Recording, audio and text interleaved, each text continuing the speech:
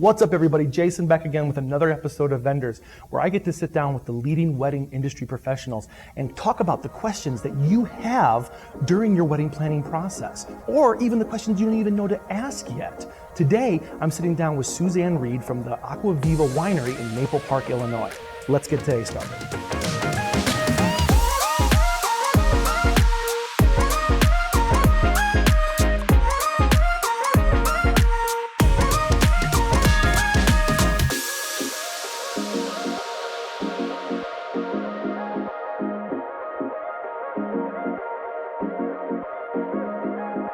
Suzanne, thank you so much for being with us today. Well, thank you for having me. I'm excited to talk. Super stoked. I have lots of questions. Okay, good. First off, who are you and what do you do? Okay, well, we are Acquaviva Winery. We are a very unique thing in Illinois because we are a winery and a vineyard in Illinois. So we actually do ceremonies in the vineyard, and you are pretty much transformed into this beautiful space. You think that you're in, maybe in California or something. It's very unique and romantic and beautiful. And then we have this gorgeous winery here as well. Well, we are a family-owned business, actually. So Okay. Vito is our owner. It's a beautiful, wonderful Italian family, very passionate. He's the one who came from Italy. His grandfather owned a vineyard in Italy, and he always dreamed of having one. So he came here to Illinois, of all places, and started his vineyard. How many weddings do you think Acquaviva has done since it's been open? This year we have about 70. Last year we had about 60 weddings. Wow. So yes, and most of them are in the vineyard, but we also are doing some off-season weddings as well. So then we have ceremonies that are in that beautiful atrium area as well. But most of them are in the vineyard. That's what people are coming here for. So about how far in advance before a wedding date is it smart for a couple to come and meet with a venue? Well, usually as soon as you get engaged, you want to go on the Knot or Wedding Wire, you want to put your research in, you want to set up some tours, and you want to get that date. So as of right now, so we're almost the end of April, right, of 2019, and almost all of my Saturdays are gone for 2020. So For 2020? Yes. The next year? Yes. So okay. I have May 9th all the way through to October 17th is booked for Saturdays. Solid. Gone. Wow. And so you have to do it right away. That's the most important thing. And once you get your venue, then you can kind of take your time. But really, and it's just getting you have to move faster and faster and faster. Like, I can't believe how quickly we have booked up. So it's very important that you do it right away. The venue dictates the date. Like, you can go into a venue and think okay, well, I want to get married Memorial Day weekend. But of the 20 locations that you looked at, maybe one might be open. Right. Like you said, going to the venue, reaching out to venues, doing the tours, and hammering that down first is most important. Well, and I think that as a bride and groom, you're going to find it a lot easier if you're a little bit more flexible on your date and go to tour the different venues and wherever you feel more comfortable, and then find out what dates are available.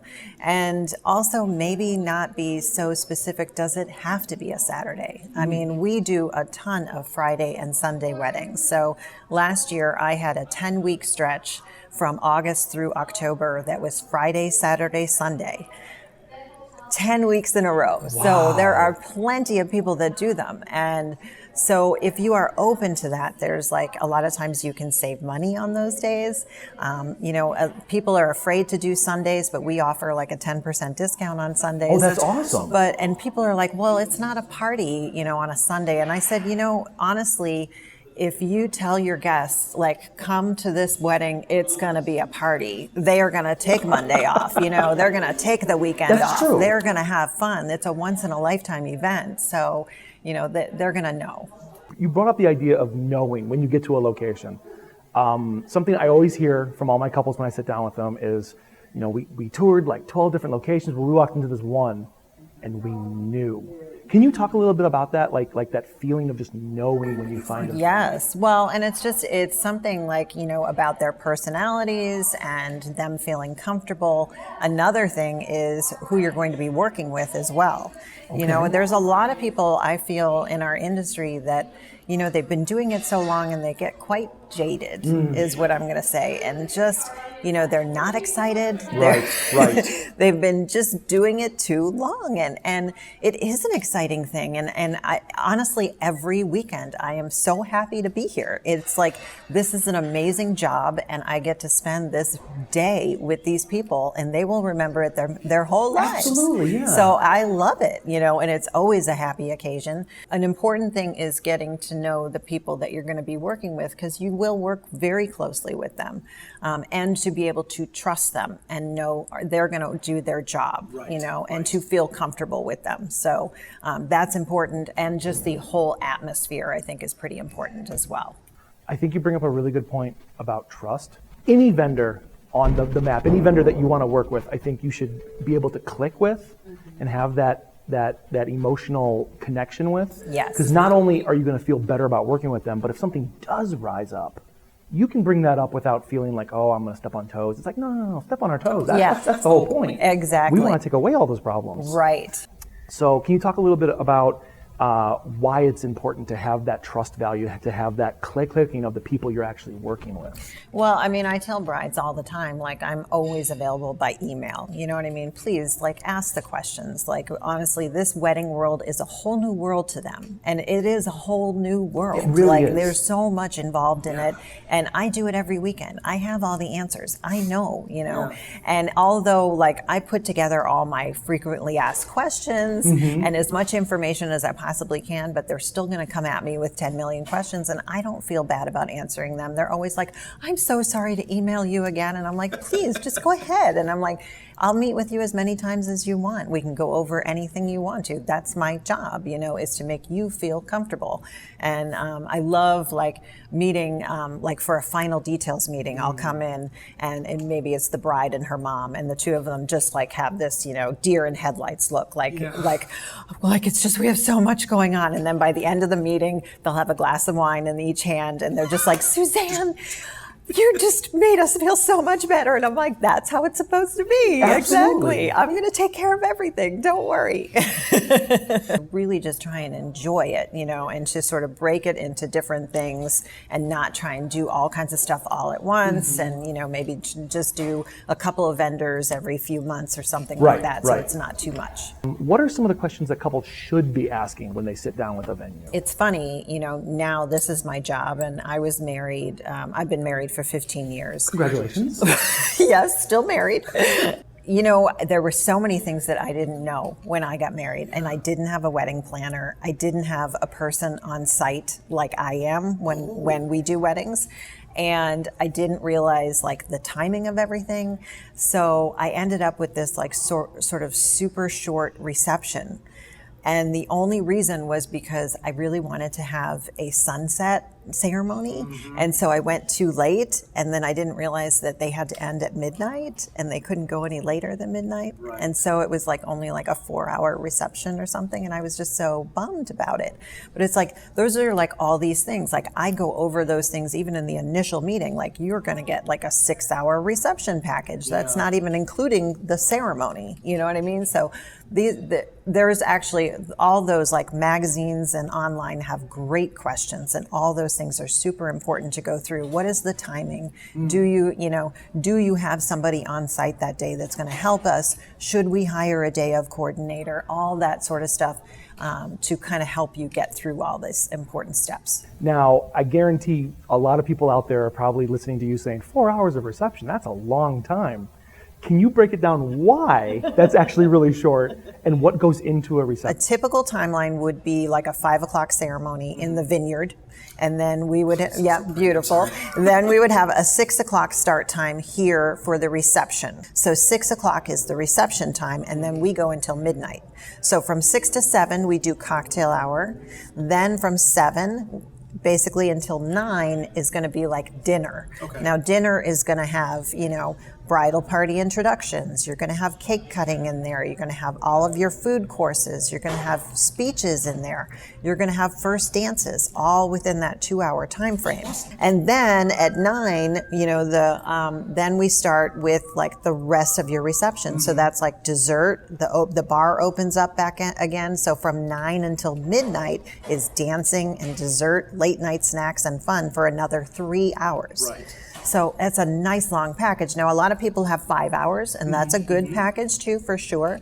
But when you only have 4 hours, that's a short time. And it just goes just like that. Do you suggest couples going out and looking at multiple venues to kind of get a feel for everything, or? Oh, yeah. Why? Oh, for sure. Every once in a while, I will have a bride and groom that will come here. We're the first one, and then boom, they sign with us. They don't care. They just know we were made for them, and that's it. But, and even when I have a meeting and they completely love us, it's still important that you go and you see other things. And I think that's just natural. And especially with this generation of bride and grooms, they are very well informed. They do a lot of research, so they already know a lot as well. And it's very important, I think, for them to see and hear and talk with lots of people and, at least tour, I think, probably 4 or 5 places. Okay. And see what they think. After these couples ask these questions, they're going to sit down, they're going to look through the contract. I think one of the very important things that every vendor, especially a venue, is a down payment.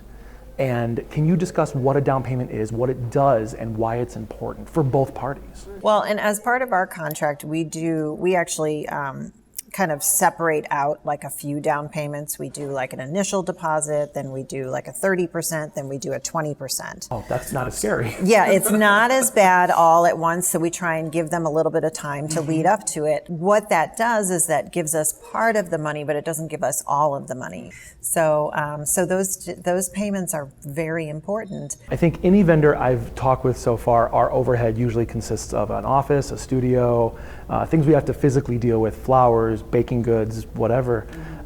Your overhead costs as a venue is drastically different. Yes. Not only do you physically have to have an overhead that you have is a cost, but you have a big staff. It's not just 1 or 2 people working behind the scenes. Can you go into what all goes in to having a venue? But luckily for us, we are also a winery and a restaurant. So we do have a staff like year round. And so the restaurant does keep us busy for the times that we don't have weddings. So that's very helpful, but it's still, the weddings are really what keep us alive. But yes, there's a lot of costs that go into everything. So, and we have the winemaker. I mean, all the materials for the wine and the exactly. But that's just one tiny part all of it. the staff that's out there in the vineyard and taking care of the land and all of our property, and then this huge building. So yes, there's a lot that goes into everything for sure. And the people who run the event, like you, right? You have the people behind the scenes, you have the people in front of the scenes. Exactly. You have to deal with insurance. Why is insurance important when you have a venue? It's very important, especially for like the actual event, because things happen. Kids at weddings, and kids might fall, or grandma's at the wedding and grandma might fall. Right. And we do everything. We're fully handicapped accessible. We have all these things, but things happen, or people have a little bit too much to drink and something happens. So it doesn't happen very often, but you have to be completely covered and make sure. So make sure when you're looking through your contract for your venue that you are asking about the insurance. I think any vendor should have insurance going into the day. Absolutely. But I think nothing comes close to the importance of insurance as a venue does. Because everything's going to happen pretty much on site. So obviously every market is different. A wedding that costs this amount in Nebraska is not going to cost the same amount as in New York. Right. So, and we're going to have viewers from all over the place. And, okay. What is a average price range for a wedding venue? Well, I can talk about what our average price range is. So we are not downtown Chicago. We are on the outskirts of Chicagoland. So we don't have downtown pricing here. So I will say our average weddings in season on a Saturday, so between maybe 180 to 200 people. Okay. All in is probably going to be between 22,000 and 25,000. That's actually less than what I thought it was going to be. I know a lot of people think that. Yeah, because they think vineyard, they think super expensive. Yeah. And we are surprisingly very affordable. That's with their ceremony and the reception for that amount of people. And it's a really great deal. Every episode we talk about prices of different vendor types. Yes. So I think it's going to be opening eyes and going to be discussing this. And I think one of the things you have to do as a couple when you first get engaged, and after that cloud nine kind of wears off a little bit, right, is talk and have a hard conversation about what is important value-wise. Yes. And I think knowing the price of a venue really clears a lot of that up, really makes it a little more understandable. Yes. Can you talk a little bit about working with other vendors? Because I think a lot of couples think that we're all competition to each other and we don't like each other because we're all trying to bid for that wedding day. I had a great boss many years ago who said there's plenty of work out there for everybody, just treat all of your competitors like friends. And it's true, there is plenty of work out there. And, we go to all the networking groups and we are friends with all of these different people, and there's no reason that you shouldn't be. And especially I love getting to know the different photographers and florists and videographers and all that. And that we can sort of help each other out as well with all different things, which is wonderful. And we can recommend each other. That's another really important thing. Right. And especially here, I have a certain group of people that I have started to recommend because I know them. Right. I know they're extremely professional. Yes. I know they show up on time. I know that they are nice, kind, down-to-earth people. One important thing for our venue in particular, because we have a very unusually shaped room, is a DJ. It needs to have a DJ that knows our room. Good. You cannot show up here with two speakers. You just can't. And even though I email them, they still do that. So I love to recommend certain DJs that just know it, and they're going to come here and they know where to put the speakers, and it just all works out, and it's beautiful sound. And I love being in that position that we work with different people every weekend, and I love meeting a new person that, does a great job, and then I can add them to my preferred vendor list and all that. So it really is fun. So what are some things a venue brings to a wedding day that most couples don't think about? For our weddings, we have a lead coordinator, which is usually somebody like me. Okay. I also have an assistant who is on board as well, and we also have interns. So we have a full staff ready that day for the bride and groom. So we usually ask the bride to drop off all of her stuff the week of the wedding. We have a place for her to keep it downstairs. That's your place cards and their guest book and all of their stuff, signs and everything. And then my intern comes in 11 o'clock that morning. She brings everything upstairs. She starts putting everything out. And so we are there really all day long. That's her job, is to make sure that everything gets out where it's supposed to go. We are setting up all of your tables, making sure that everything is ready to go. I do a final details meeting. We do a timeline for you. I do your floor plan for you. I do a lot. We finalize your menu. I always send the timeline and the floor plan to your DJ and any other vendors if you want me to, just to make sure that we're all on the same page. So, thank you, by the way. Yeah. So we do a lot of that. And honestly, it's always great when people bring in also a day of coordinator. Right. We always encourage that, and it's always nice just because they also have maybe hair and makeup and, how about when do the guys and the girls get together? When's the first look? All that kind of stuff I'm not necessarily, in charge of. Right. And there's a lot of things like that. So the day of coordinator will stay on top of that, and I'll just do more of the venue side. But we do an awful lot for our brides and grooms. A lot of times when I talk to a couple, one of my very first questions is, do you have a wedding planner or a wedding coordinator? Because that brings so much to a wedding day that you don't even know. And if you've been following along the series, you should know. But a lot of my couples who get a venue with a coordinator, they say, oh, we don't need a wedding coordinator anymore. Our reception hall has one. Can you talk a little bit about why it might still be a good idea to have a coordinator as well? Exactly. There is, and there's a big difference. And I trust me, I do a lot. And, I will come up with that timeline, but I don't come up with a full timeline. Okay, you have to talk to your photographer, and when is your first look? Then you need to back out. Okay, when you're getting your hair and makeup done, how many bridesmaids do you have? How much time is that going to be? All of that stuff, I'm not involved in any of that. I'm only involved in what time does the ceremony start? What time can the vendors come on site? And then, the rest of the night, I'm totally on top of anything that's involved with the ceremony and after. There's all kinds of stuff before then. And so it's very important that, you don't want to necessarily put all that on your mom or your aunt or yourself or your maid of honor. Yeah. You guys want to enjoy. So it's a great idea. And if you can swing it, it's very important. And it's also, again, find somebody that you feel comfortable with, because that's another big thing too. That's somebody you're going to be working very closely with, and somebody who's just basically going to take care of everything for you that day, and you don't have to worry about a thing. So make sure you find the right person. You brought up the idea of a review. Now, we're living in an augmentator society right now, which means that we no longer praise the creative, we praise the reviews of the creative. The best example I've come up with is, how many times have you gone to Amazon and bought a TV before reading the reviews? How important are reviews in the wedding industry as a wedding venue? Reviews are super important. They say so much about our venue, about who you're working with, and I know that brides and grooms definitely read them. All of our reviews are 5 stars, and congratulations. I think all of our reviews also call me out by name, which my general manager just gets so upset about.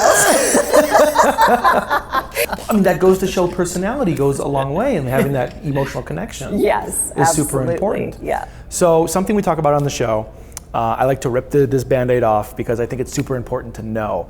No matter how many years you might be planning your wedding, and down to the finite details, something's gonna go wrong. Oh yeah. And I think as wedding industry professionals like us, we know that something's gonna go wrong. And that's part of our job, is to make sure, A, it goes right again, and B, no one else knows about it. That's right. My mentor growing up called it fixing the fuck up. Because something will go wrong, it's your job as a professional to make it right. Right. So I think planning your wedding day, knowing that something might go wrong, is probably the best advice we can give you. That something might go off kilter, even if it's something starting 5 minutes late or something like that. Because the worst thing that's gonna happen is you're getting married to the love of your life. Not a bad day. So can you give me an example of how you've had to fix the fuck up on a wedding day? Especially for us as a venue, like dinner service, okay? Right. I think I had my very first wedding a couple weeks ago, where each table, she actually had the right meals at each table. There was not one that was off. Wow. And that was my first one. I couldn't believe it. But that never happens. Right, exactly. There's always one that's off, and that means, like, so somebody ordered chicken, but their place card says fish, and so then we have to go and then, fix that. So there's always stuff that is going to happen like that, and it's just, rolling with the punches. I never sweat on wedding days. I never let the bride and groom know. Absolutely. I never tell the mother of the bride anything that's happening unless I absolutely have to. We fix it. I mean, that's it. And really a big part of my job is to stay calm. And I tell that to my assistant, I tell that to my interns. And you stay calm and you just get it done. And then that's what you do. Get your shit done, and that's it. Now, you've already talked about all the work that goes into planning a wedding, all the staff and things like that, but can you explain, why do you charge $25,000 for a venue use? I mean, it's not just so, hey, come on in and everything's done and ready to go. There's a lot more that goes into that. So can you break that down, where that money goes? Well, there's so much. I mean, there is obviously for our venue, there's the regular overhead. There's also outside with the landscaping in the vineyard. There's food costs. There's tables, linens, chairs. There's countless things. Laundry service of those table linens. Yes. Yeah. I mean, there's so much. There's, the fact that there's all the planning. I mean, I work with couples for a year and a half, and that's emails, I don't know how many times for a year and a half, and how many meetings, and we do tastings for them. That's true. Yeah. So we do a full tasting, which is a food tasting and a wine tasting, and we allow up to 6 people at the tasting. So we usually have the parents come. That's kind of unheard of, by the way. It is. It's really unusual, but it's super fun. And so we have each couple gets to bring up to 6 people total. And so we do that we don't charge for that. That's just all, part of everything. Wow. Exactly. So there's a lot of hidden stuff that goes into there. Plus the fact that the day of, then we have, me, a lead coordinator, my assistant, the interns, all of the wait staff that's here from, if we have a wedding that starts at 5, they get in at 2 or 3, and they don't go home until 1 in the morning. That's how it goes. So yeah, it's a long day. If a couple was looking to get a venue like this, but they wanted to save some money, how could they go about doing that? A great way is to, number one, do something off season. Okay. So, for us in particular, January, February, and March weddings are our off season weddings. Even April is off season too, but January, February, and March, we actually started this new thing where we're giving them our 6-bedroom guest house for free the night of the wedding. That's insane. I mean, it's beautiful. So it is beautiful, and we charge, like all the rest of the year, we charge $1,200 a night, and we just give it away because we want more off-season weddings. Understood. And then usually for those months also, we'll easily give 10% off of menu pricing, easily. Sundays are also another great time. Most people will do Saturday first, then if they can't get a Saturday, they go to Friday, and then Sunday is last choice. But Sundays are a great money-saving day for sure. You didn't mention December in there, and I think a lot of couples think October, November, December are off season, at least in Illinois, and it's quickly not becoming the case. No, and actually our busiest months are September and October. So we do even vineyard ceremonies right through the end of October. Our last one was October 27th. Suzanne, thank you unbelievably amount to sit down with us today and to educate us and to share all this knowledge with us. This is really fun. Thank Thanks. you. If someone were so inclined to reach out to you, to ask you questions, to pick your brain, or to work with you, what's the best way they can get a hold of you? Email. I'm available 24/7, so that's Suzanne at Acquavivawinery.com, or our website is Acquavivawinery.com as well. We're also on Instagram at Acquavivawinery.com and Facebook too. Perfect. Thank you again so much. Thank you. We hope this episode of Vendors helps you on your wedding planning. Be sure to like, follow, subscribe, and to share to make sure you and your fellow planning couples don't miss a single episode. If you enjoyed watching this video, be sure to check out our entire conversation in the podcast. Be sure to check out all of our episodes about these amazing wedding industry professionals. We'll see you next time on Vendors. Vendors is produced and edited by Night Owls Media. More information can be found at nightowlsmedia.com.